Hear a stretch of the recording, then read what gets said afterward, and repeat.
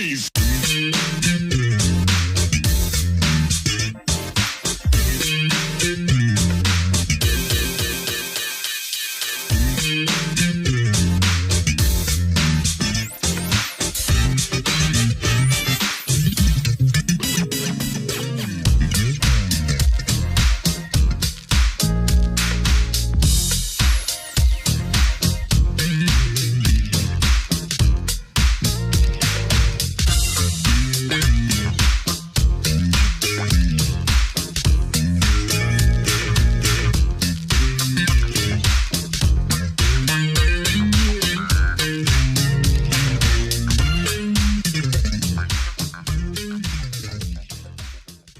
Hello and welcome to another edition of Truth and Rhythm.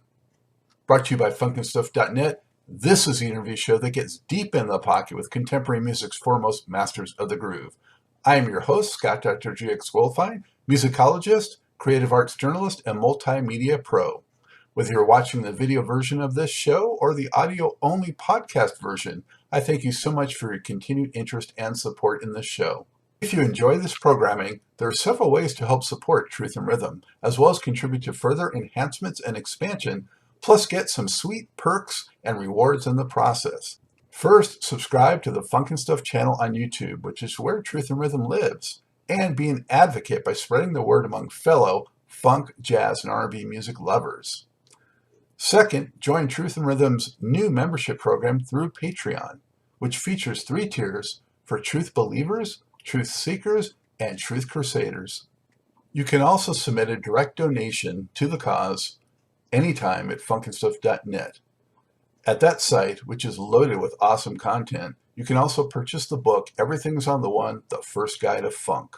Shop for official Truth and Rhythm and Funk and Stuff merchandise, and use the Amazon links for all of your online purchases, which allocates a percentage to this show. Sponsorship opportunities are available as well. Contact me directly at scottg@funknstuff.net. For those of you who go the extra step in supporting the show, you have my heartfelt gratitude for allowing us to continue to shine the light on those special artists whose quest is to find truth in rhythm.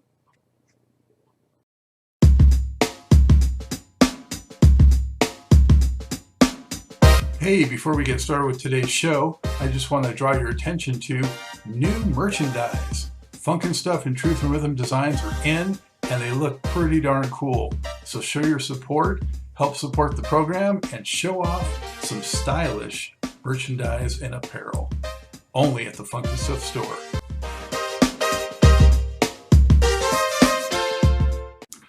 I'm pleased to welcome to the Truth and Rhythm Mothership, funk, jazz, and hip-hop bassist, composer Robert Harper. Growing up in Southern California's Carson community, he was influenced and inspired by exposure to music stars like Chucky Booker, Barry White collaborator Terrence Thomas, Tina Marie and Ice-T associate Bendrix Williams, Crusaders offspring Wilton Felder Jr., and Brian O'Neill of the Busboys. Gigging regularly as an ace session player, Harper worked with late great fellow bassist Louis Johnson of the Brothers Johnson and Robert Wilson of the Gap Band. In recent years, he has carved out a solo career with a pair of albums and an EP. His most recent release is the Funk record, right there. And it came out earlier this year with tracks like Get Up, all about that funk, and On the One. It fully delivers on the title. Robert, welcome. How are you? Glad to have me here, man. I appreciate it. So let's get rolling and funking.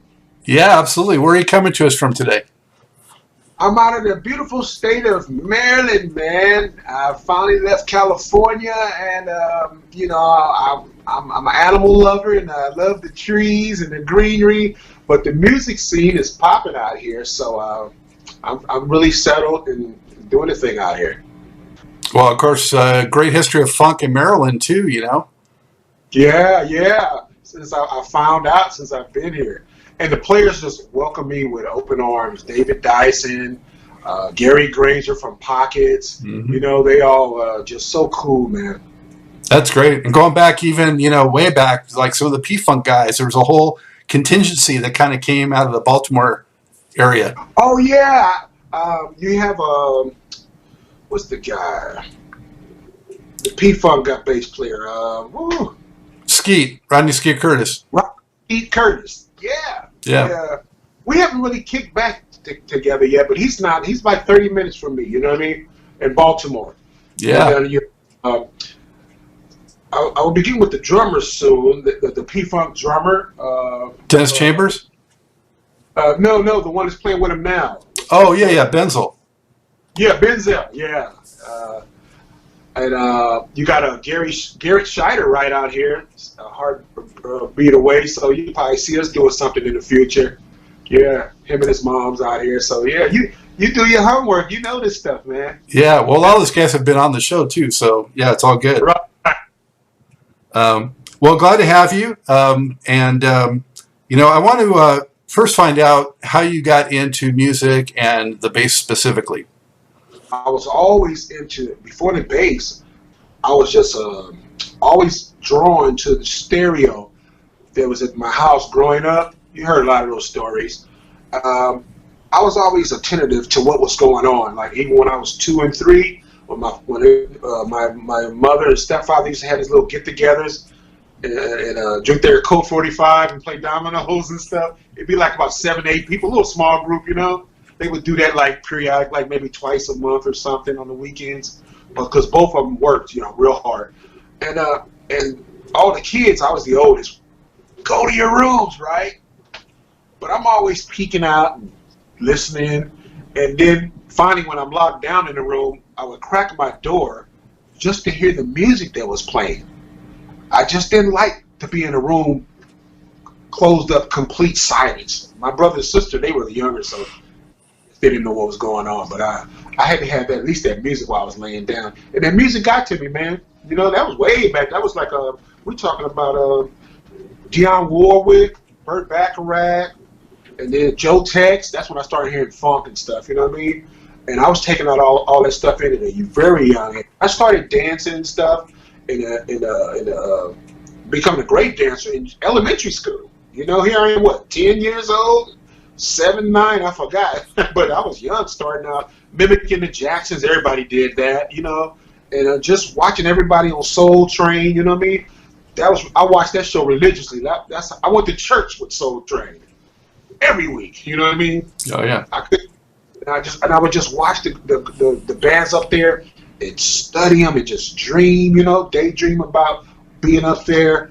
And finally got a guitar around, this is a story I haven't told anybody else. I got my first guitar actually like in the 3rd grade, and it was acoustic, just a regular guitar.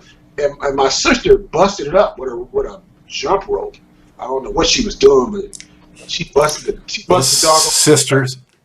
Yeah, and I'm like, what did I do to you? You know what I mean? So, make a long story short, I did I forgot I don't have to rush in this interview either. I didn't see another guitar for like 3.5, almost 4 years. 4 years, yeah, after that.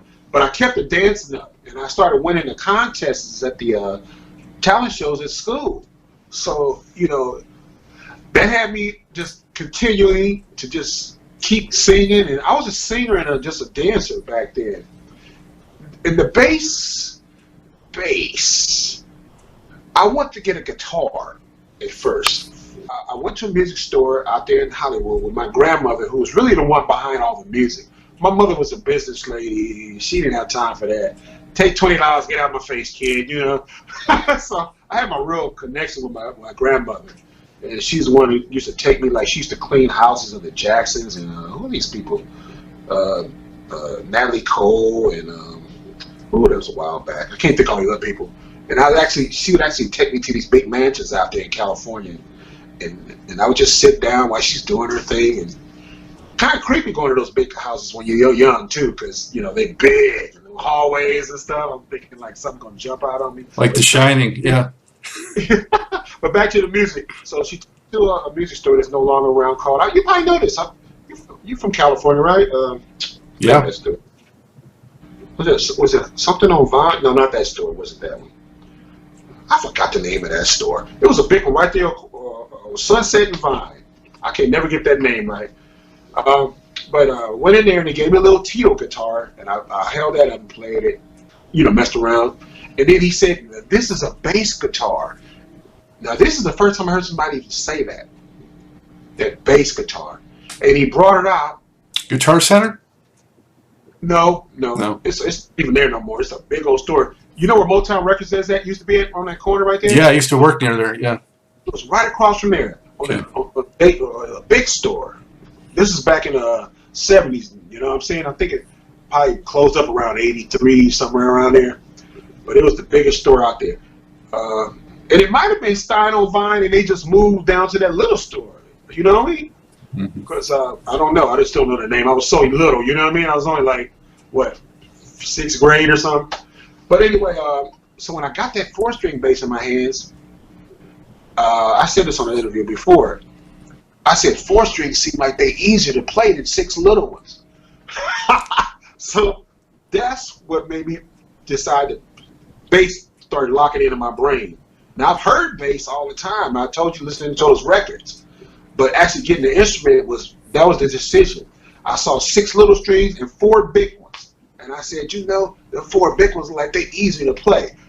I laugh at that every time I think about that. So my grandmother waited for a while, and she grabbed me a bass, man, and I took off from there.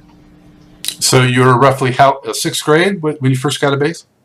That summer between the 6th and the 7th grade. I was scared to go to 7th grade. So yeah, right in the middle. Yeah, you had a summer school before you go to your junior high school. Yeah. Yeah. So, and 13, 12, something like that.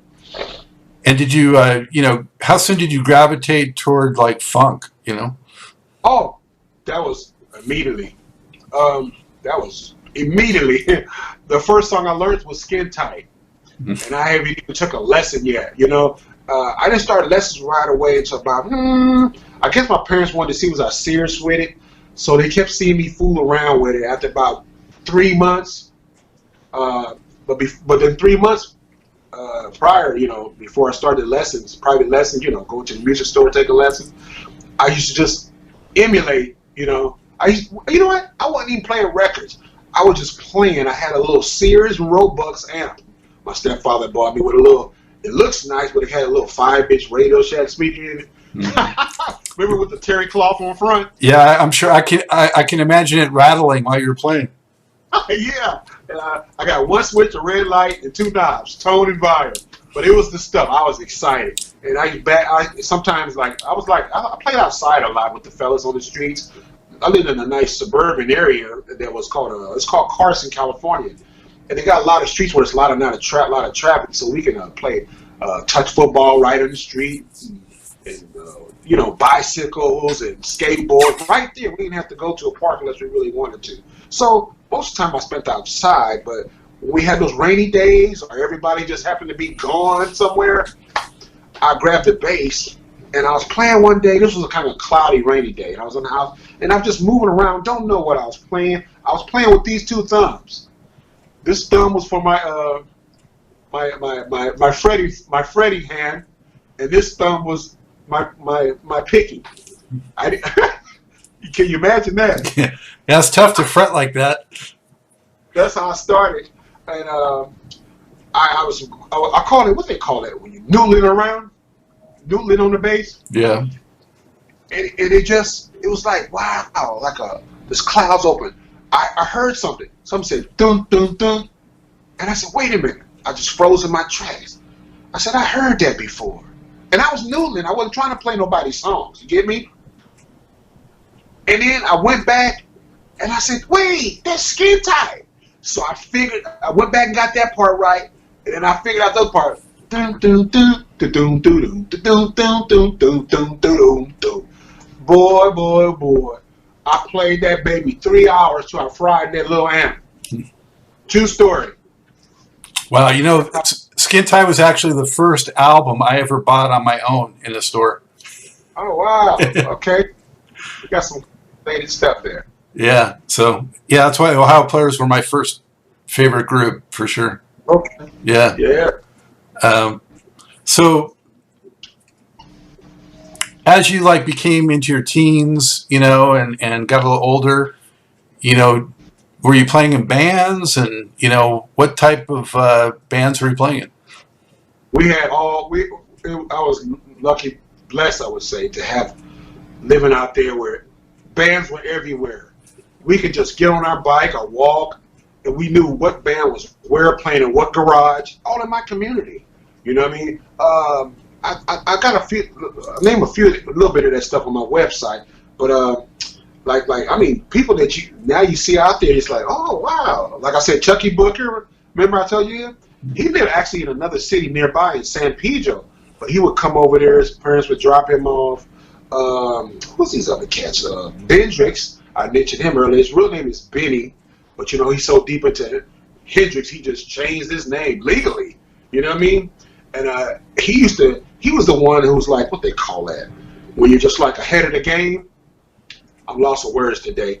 And he was playing. He's had us all playing with our teeth and behind our back and all that crazy stuff. You know what I mean?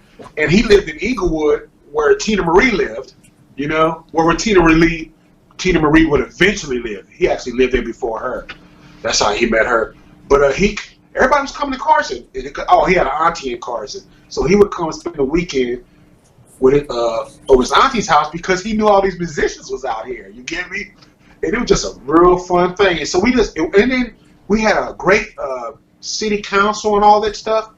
And all our parks, we had so many parks out there, like within I would say 3-mile radius. I had like 5 parks, different parks to play at every summer and sometime during the fall and stuff when they had little parties and stuff. But they always had Battle of the Bands and stuff at all these parks. And all the schools out there had these talent shows. But the Battle of Bands were nice because the radio stations were sponsoring it. So I didn't have to leave out of my city. You know what I mean? It was all right there. I just had Kipper Jones on, who was part of the group Tease, and they actually won one of those Battle of the Band contests when they first got started out there. And I lived for a long time in Fox Hills, not too far from there. Oh, okay. Yeah, I think Chucky did some producing with Tease. Yeah. Mm-hmm. Exactly. Yeah. Yeah. Yeah. Small world, man. Yeah. Ray J and Brandy came later after I left. Mm-hmm. And the Boys, a little R&B sensation group. I think they had a gold record called The Boys. They had a little boy bands like the Jacksons. They had a couple of albums. I think Kipper Jones worked with them too, actually. Yeah. Oh, okay. And Brandy. He worked with Brandy too. Yeah, it's all like this family. Who are some of your, you talked about some of the other groups and people that came from that region, but who are some of your musical heroes as you were developing your music ability? And, I saw some of your videos on YouTube where you're playing all these classic funk tunes, and it's so cool to see those. And I encourage everyone to go check those out because, you're doing everybody from Ohio Players, I think, to Slave, to Larry Graham. And, you're hitting all the classics and showing how it's done, But I assume that those are some of your big influences growing up, too. All of them. And I have some more coming out, too. What's going to be really cool is we'll talk about it later, I guess. It's just, when I'm doing all this stuff I'm doing here, all these videos, and I got all these sponsors, and I'm wearing all these different hats, I still have to make sure I'm getting live performance in to keep oiled up. You know what I mean?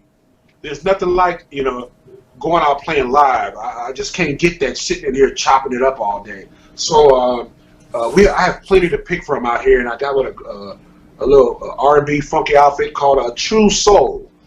They're in Virginia, and it's about an hour. They said about an hour and 15 minutes away. But it's funny because I like what they're doing, and I like the people. I'm at this point in my career where I'm gonna have a little fun too. You know what I mean? It's not gonna just be dreadful work. I want to enjoy a little bit what I'm doing out there. So I turn down a lot of stuff all the time, and but I do it in a nice way. You know what I mean? I want to just do this funk thing, man, and because I've been kind of sleeping on some stuff. People have been kind of sleeping on me because I took off for a while and raised 6 kids. You know what I mean? And once you get out to life for a while, for a few years, it's like, who is Robert? So who are your like top 3 bass heroes? 3? Oh, okay. Well, that's real simple. Bootsy, Larry Graham, and Louis Johnson. That's me. I read about a lot of bass players where they start off with Jocko and Stanley. That wasn't me. I was just straight up funk, baby. And if you if you check out any of my stuff on Google, I don't try to be nobody else. I stay in my lane and just do me. Now I can say this. It was a couple of years ago when I was going to let's see. I was working on a record, and I felt a little peer pressure when I see everybody tapping and doing these chords and all this stuff. But when I sat back to write like that, I didn't feel that. And I had to go talk to some people about that, and all of them said the same thing. They said, playing different styles and different techniques, it's nice, but you're an artist. You got to remember that first and foremost. And every artist doesn't paint the same canvas. Mm-hmm. And when I was told that, it made me see it a little different, So the guy said, paint your canvas, Don't worry about nobody else's, I'm already kind of really established on the underground, so I don't really have nothing to prove. So, I do this full time. I've been blessed with my music to actually pay some bills. You know what I mean? So, I'm good with that. I think that happened to a lot of great funk artists going into the '80s. That the record labels kind of steered them away from funk and away from their core audience and their core music and love. And more often than not, it kind of sent them on a path not to so much success, and they sometimes regretted doing that later. And for those that love your playing, they'll really appreciate and be that much more loyal if you stick with it. So how did you cross paths with Louis Johnson? Oh, that was because it was 1997. I was looking through a bass player magazine, and I turned the page, and I said, whoa, a Louis Johnson signature bass. They selling it, right? Production model, right? So that's one of my idols. I'm a freak out, right? So I called the company at the time was called Trekker. Dave Bunker, yeah. He's a great bass guitar maker. I contacted him, and because he was in a different state, he didn't have a big distributor. He didn't have them in the stores yet. You just buying direct from him. So, matter of fact, that was my first NAMM show. He said, I'm going to the NAMM show. Can you go to that? And I kind of read about it a little bit. I never really read, not in detail. And I knew it was at the Anaheim Convention Center. I'm familiar with that. I'm about 35 minutes away from that. I said, I'll be there, right? He said, good. Well, I'm going to bring the basses. We can talk all about it. Now, I didn't know that I didn't know the procedure of getting it in the NAMM show. I thought you just roll up and buy a ticket like you're going to a concert. And that's not the case. So, the fast forward, he got me in the NAMM show, because back then you could use other people's passes. They weren't so strict on name badges and all that. So they called them floater back then. If a couple of guys from a company wasn't going on the last 2 days, somebody else could use the badges. So that's what he did for me. And then when I got in there, Louis was coming there because he was sponsored by his bass, that signature bass. So I went straight to his booth, and I said, where's Louis? And he said, he should be here in a little while. And then we started talking about that. He's showing me the Louis Johnson bass and all that stuff. And then he said, there he is right there. And there he is. I turn around, and here goes Louis Johnson walking up, flesh and blood. And I'm trying to be cool. You know what I'm saying? This is a while back. I was a little younger. And I had, but I think I did pretty good. So what I did was, I'm gonna tell you the truth. I actually stalked Louis stalked him. That means chasing behind him at that NAMM show. He didn't know it, but me and another guy I met there, he had brought one of those Olympic basses, the one Stanley Clark used. He had brought his bass with him, and so we were trying to chase Lewis down because at that time I was so into Lewis, I played like Lewis. That's something you got the first thing on the interview. I never explained that on other interviews I did before. Good thing we got time to talk. So you got some new stuff here. Yeah, I was so much into his stuff. I mean, sick with it. I played exactly like him. I thought like him. But when you get older, you start playing these other gigs and stuff. You got to find, you got to come out and be your own and be able to give people some other stuff. You know, you got to expand your horizons. You know, because I was getting a lot of gigs, but then I got turned down a lot too. Because it's like, dude, you sound just like Lewis. That's all you got. You know what I mean? So it was a catch. What they say back in the days, 21 or something like that. You know. And Lewis was usually like cranked to 10 on the bass. You know, I mean. Yeah, I was too. I mean, hands. Thunder thumbs. Look, I had the hand way out here, like 3 feet away from the bass and all that. Let me finish that story real quick. So what happened was we chased him around. He stopped at about 5 or 6 places, and I would plug up somewhere and play some of his licks with my back turned. And I asked the guy that was with me, "Is he watching? Is he watching?" So we couldn't catch him nowhere because you know it's noisy there too. So the last place where he was at, what that place called? Some strings. He was with LaBella Strings. He was over there talking, and I creeped by, got an amp. And I was closer this time. I was about like maybe 9 feet away, and I started doing some funk stuff that he knows he does all the time, some licks. And I said, "Is he looking? He looking?" He said, "No, no." And I was getting deeper and deeper in it. I said, "Is he looking now?" He said, "No." So I was like, "I'm cool. This is enough." You know what I mean? Let's just go home, man, and enjoy the NAMM show. You know what I mean? I was kind of like exhausted by trying to impress Lewis. But when I was walking by him as he was talking to the CEOs or whatever at the exhibit he was at, he tapped me on my shoulder. And I turned around and I said, "Yeah." He said, "Hey, man, could you play with me right now? I want to do a little something for LaBella Strings." And I said, "Well, we don't have no amplifiers here." He said, "Oh, don't worry about that." I said, "Really?" Now, you know I'm not going to tell him no. So we actually played funk thump bass with no amplifiers and draw a huge crowd there. And then you see how I am. I'm very theatrical. Once you get me loose, I can get to going. So I had put the strings in my mouth while I was playing, and then I took them out and I said something crazy, you know, just like it relates to the LaBella Strings and what we doing. You know what I mean? And he just loved it. After that, it was a wrap. He asked me would I like to be in this group called Ever Ready. And what that was, he was tired of him at that time. Him and his brother had, because of some personal differences, they had 2 Brothers Johnson bands going on from what I think 96 to about, I can't get that last year. I know George around that time was also playing with Graham Central Station. Yeah, they were separate for a while. Yeah, and you know things happen in family. We're brothers, you know what I mean?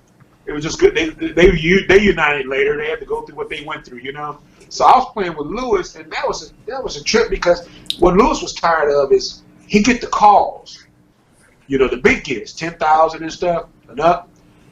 But he always got to hire these guys who read sheet music, and he just said he wasn't feeling it. You know, he wanted somebody that was funky and that they did some rehearsals, and you know what I mean.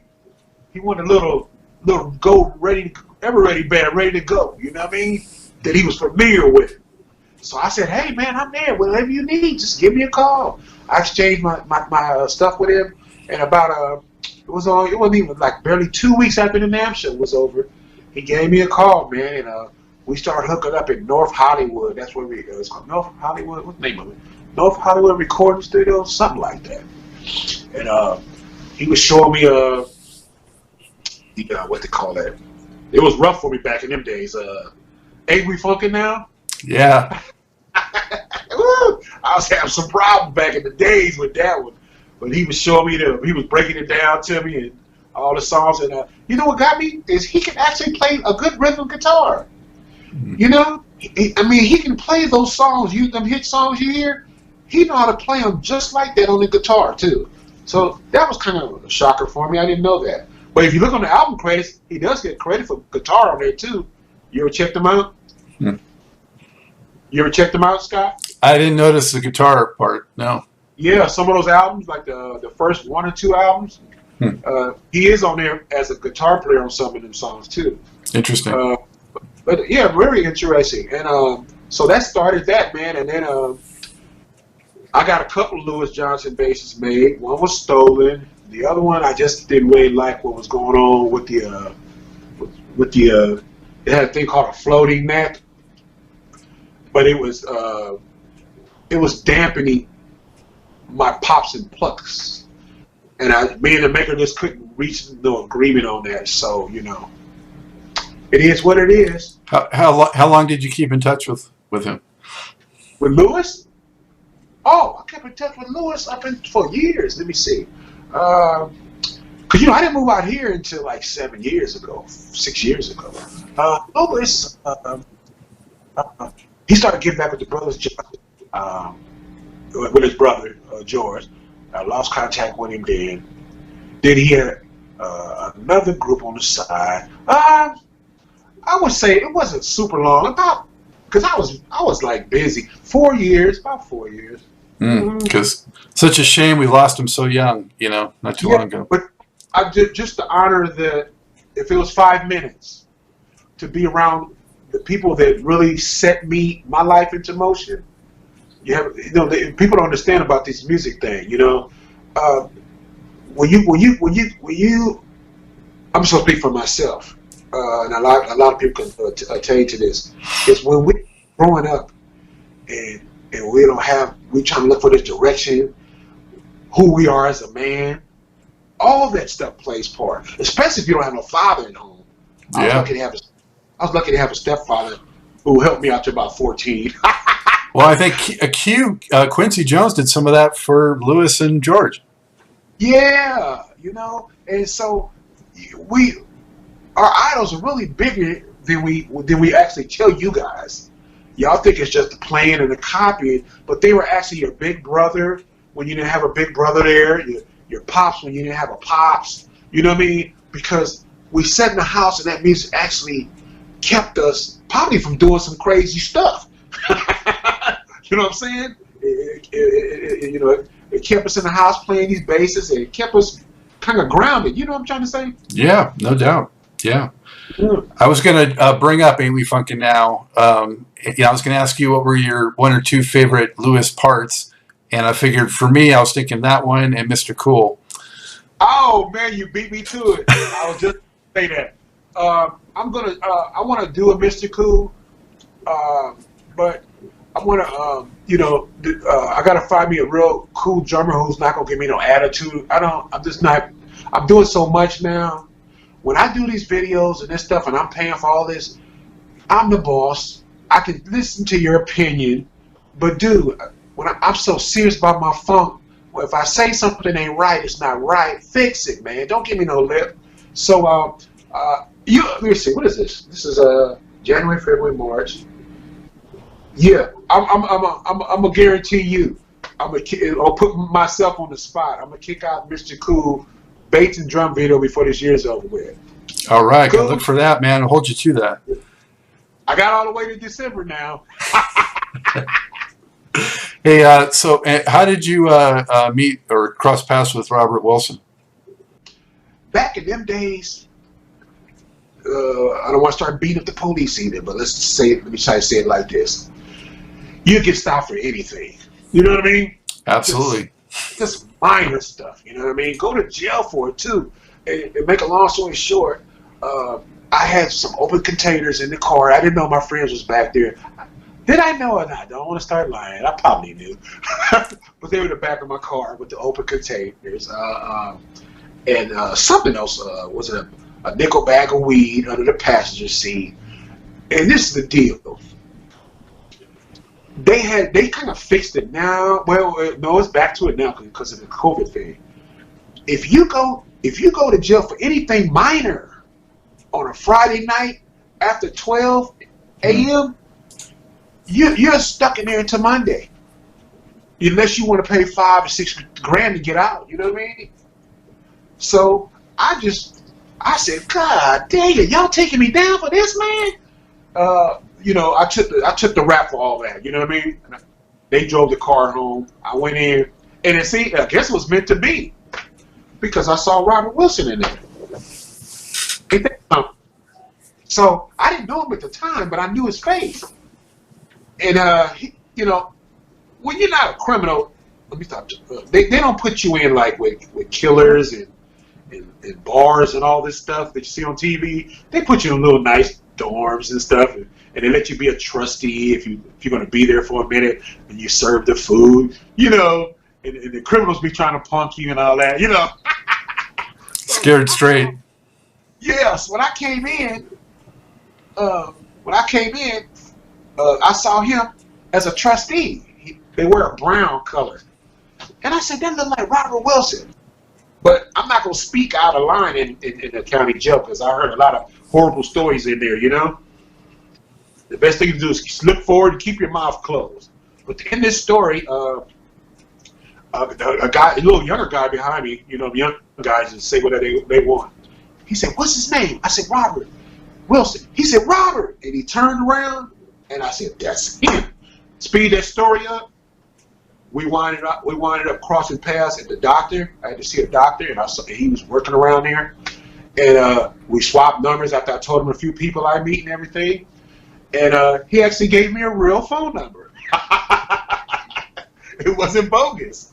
And I called him, man, and we hit it off real well, He's real quiet off stage. A lot of people don't know that.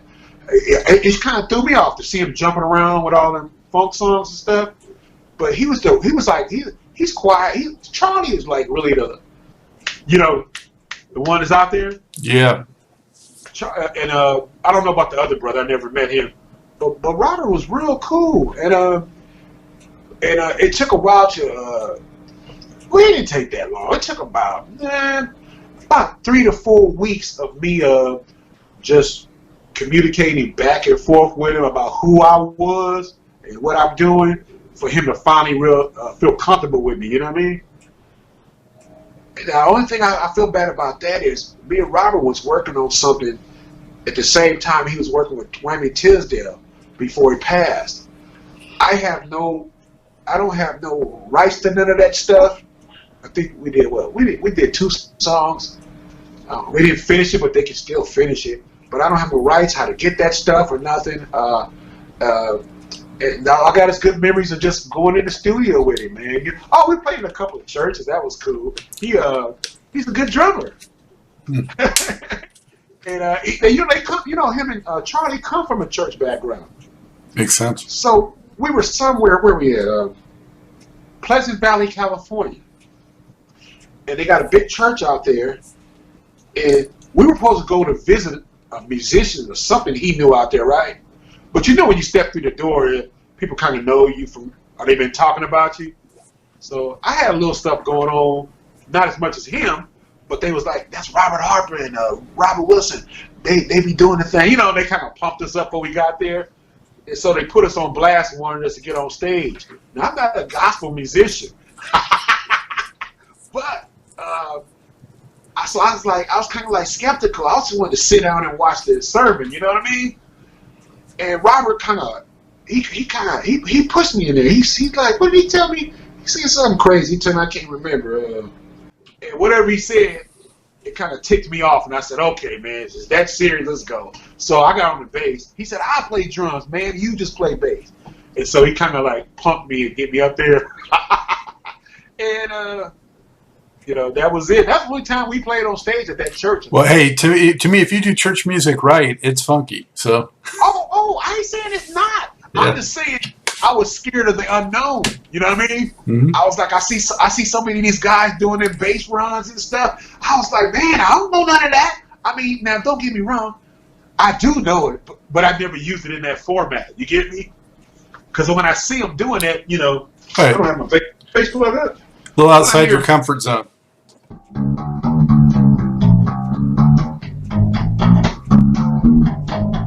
I was like so in awe when I see them guys doing that, and I mean that stuff. I play in a different format with blues and different other stuff.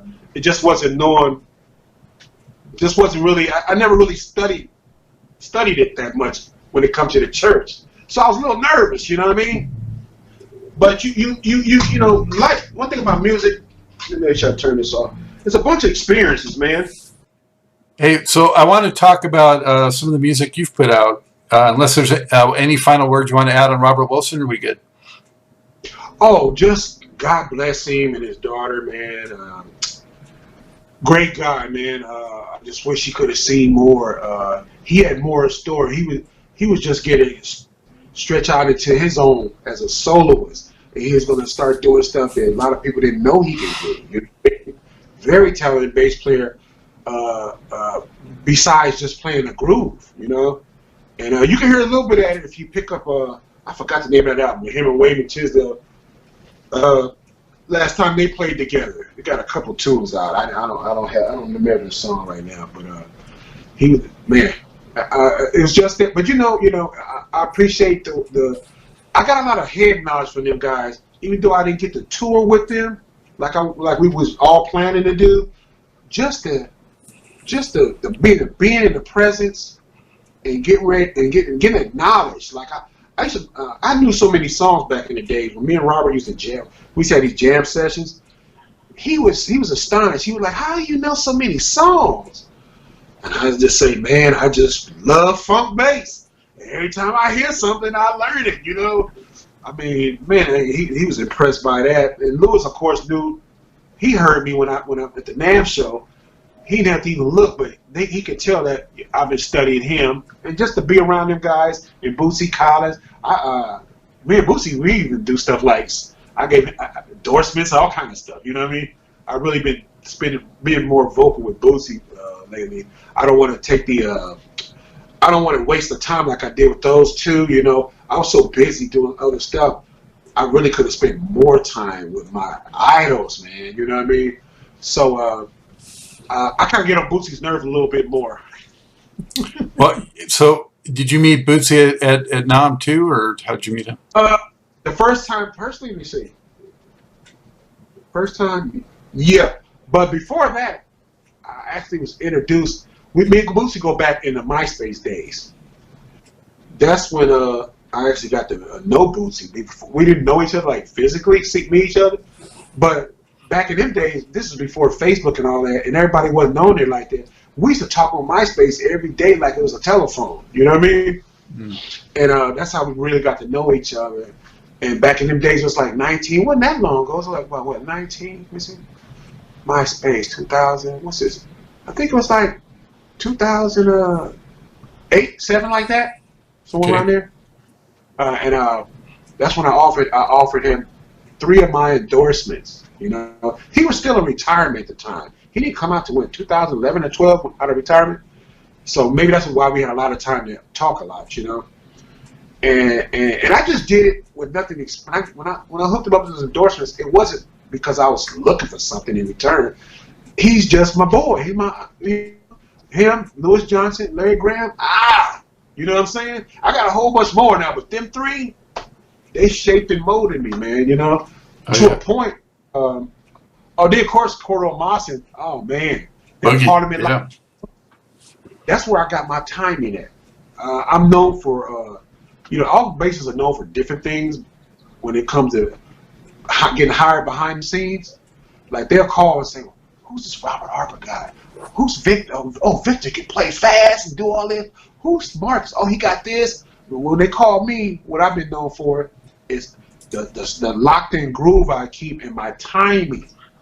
My timing is immaculate, and I can only brag about it. It came from the Parliament Live album. So when I teach bass lessons, right, beginners, because I just love them. They don't try to talk back at you. And there's a big field for them. So if anybody want to get out there and make some change, that field is open. I have to turn down these youngsters. It's not enough people to want to deal with the kids, but I love them. I've been doing that since 94, 95. But anyway, I want to get lost my train of thought with the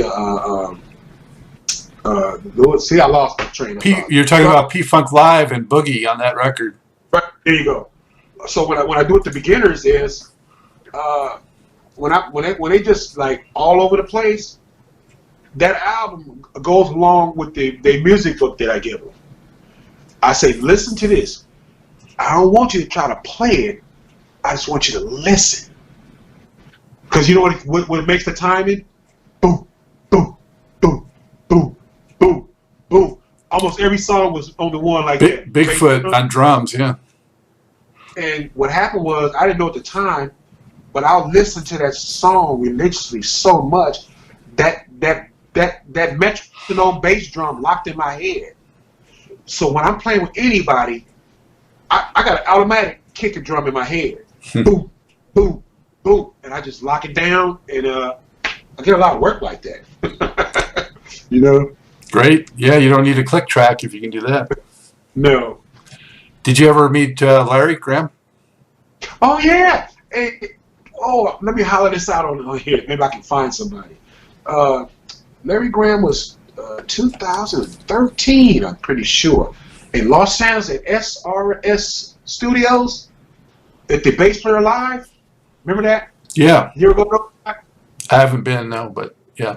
Yeah, it was sponsored by Bass Musician Magazine. It's called Bass Player Live, and it was like a little mini NAMM show, but it was just Saturday and Sunday. Pretty cool. It wasn't that big either. It was just in the studio. But I'm all things bass, dude. So I'm gonna be there. And the tickets are only like $30 each day at $35. You know what I mean? So I'm representing. And then they got little classrooms where they do little seminars and stuff. I'm gonna be there. I was living there. You know what I mean? So anyway, Larry Graham was gonna be there getting a Lifetime Achievement Award and also doing one of the little seminars in one of the rooms, right? While he was doing the seminar, he was asking people about songs, and he was just playing the songs, right? And so I raised my hand. I said, "What about Pow? Remember Pow?" Yeah, yeah. Pow. I got you. Yeah. Got you with your funk down. Yeah, it's fast. When I said Pow, he said, "Oh man." He said, "What made you pick that song? Y'all wearing me out, right?"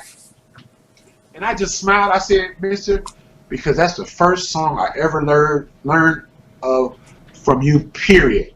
And he touched his heart like this, and bowed his head. He said, "Come on up here on stage."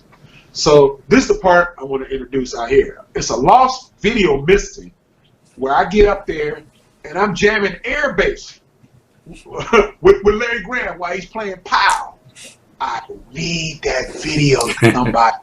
It's out there somewhere. Bass Players Live, 2013. Robert Harper and Larry Graham on stage together. But that was it, baby. And then afterwards, I was able to go backstage in the parking lot that's behind SR Studios where the regular attendants couldn't go.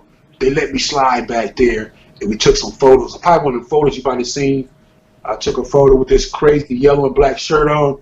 And I didn't have my signature cap at the time, but I honor that picture, man. Another, you know, all my guys I meet down to earth, man. You know what I mean? No snobby dudes. You know what I mean? So, yeah. Come on, got to meet my idols: Louis Johnson, Boosie, Larry. Come on, am I blessed or what? Yeah, I was fortunate enough to meet two of them. I never got to meet Louis, but Bootsy and Larry, both so nice, great guys. Yeah. Besides being geniuses on bass. There's much more to this great Truth and Rhythm interview. Just continue on to the next part of the episode. Also be sure to subscribe to this channel. If you've already done so, please share it with friends. And become a member by joining Truth and Rhythm on Patreon or consider donating at FunkNStuff.net. Thank you very much.